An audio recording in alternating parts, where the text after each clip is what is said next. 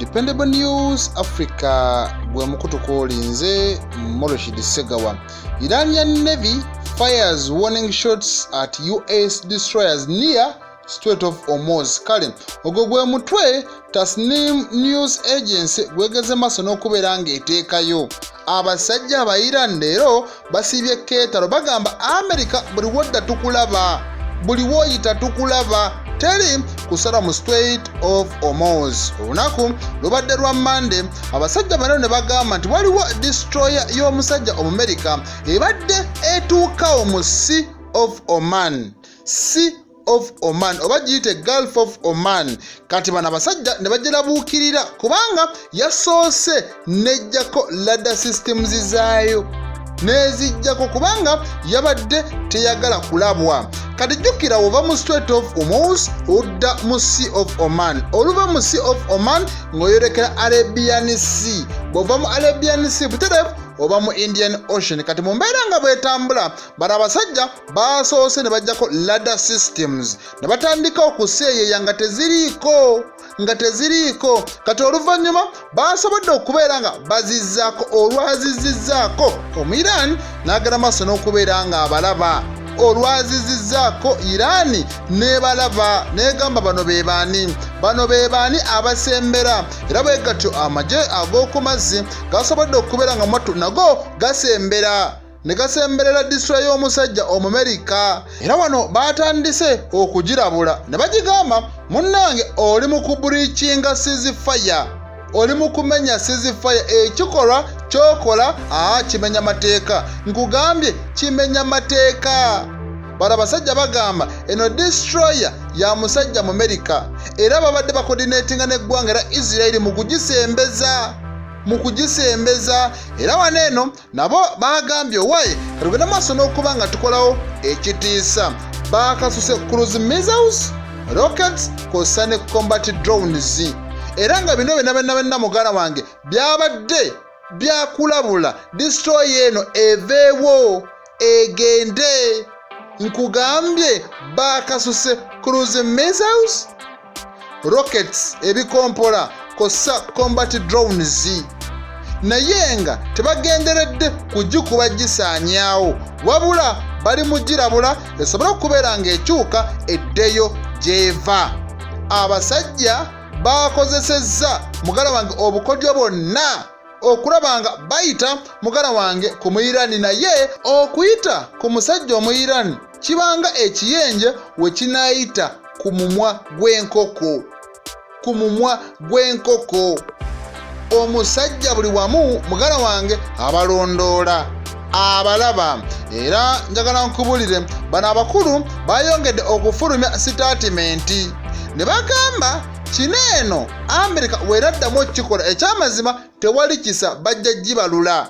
Yasobodde okuggyako radar systems oba yatanize off transponders okusobola okulaba nga mwattu etuuka mu Strait of Hormuz ng'eri mu dark mode. Abasajja bagamba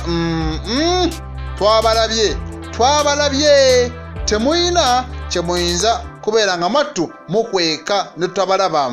Donald Trump ye yasobodde okubeera ng'alagira n'agamba emmeeri ezitise zonna ebyamaguzi bannange tugenda kubeera nga tugenda ziwerekera ziyite mu Strait of Hormuz. Iran ekibaddewo olunaku olwaleero esiibye keetalo eri mu kulawuna mazzi egamba tewali ajja kukkirizibwa waneeno kusala nga tetumuwadde lukusa. Abasajja ekyo kye baliko. Era Iran egeze maaso n'okubeera nga egamba tukimanyi bulungi nnyo nti waliwo emmeeri ezisoba mu 3,000 zino eno teziyingira Persian Gulf ate n'eziri mu Persian Gulf tezifuluma. Ekyo tukimanyi meeri nnyingi ezikyakonkomadde era nga zino ziriko basailors abatakka wansi wa mitwalo 2 bali stranded. Ekyo tukimanyi, naye twabagamba dda nti Strait of Hormuz tegenda sigala kyekimu. Olutalo ne bwe lunaaba luwedde tegenda sigala kyekimu. Bino byenkugamba ne Abbas Alagaki yagaze maaso n'okubeera nga abikkaatiriza bwe yabadde mu paalamenti. Alina akakiiko akamu kasobodde okubeera nga mwattu aburiifinga ku mbeera ey'enteesaganya gye zirimu, n'abannyonnyola buli kimu, n'abategeeza buli kimu, n'abagamba bannange bye bino ebivaayo. Tugenda kuteesa, naye ekyokuteesa ku nyukiriya ekyo tekiri ku agenda. Nedda. Amerika byayogera nti eri mu nteesaganya naffe ku nsonga za nyukiriya, ekyo balimba. Iran tennassa nsonga za nyukiriya mu nteesaganya ziriko. Enteesaganya eziriwo tewali bwe tuteeseza ku nyukiriya. Byonna byonna ebyogerebwa propaganda. Era bino muganda wange muganda maaso n'okubeera nga abyogera mu kakiiko aka National Security and Foreign Policy Committee. Ibrahim Aziz ye ssentebe waako yabagambye mubeere bagumu. Iran kyeyagenda okuteesaako ekimanyi twagala blockade eveewo. Blockade eveewo, Strait of Hormuz okuggulibwawo.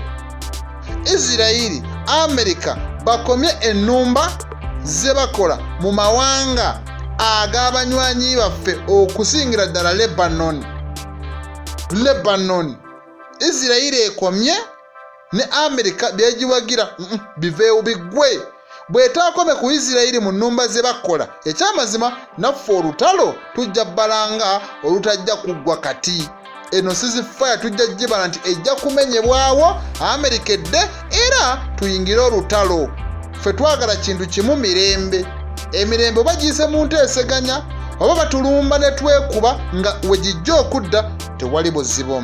Omukulu ono bw'atyo agaza maaso n'okubeera nga bagamba nti bano abakulu twagala batwala process by process kubanga bali naive.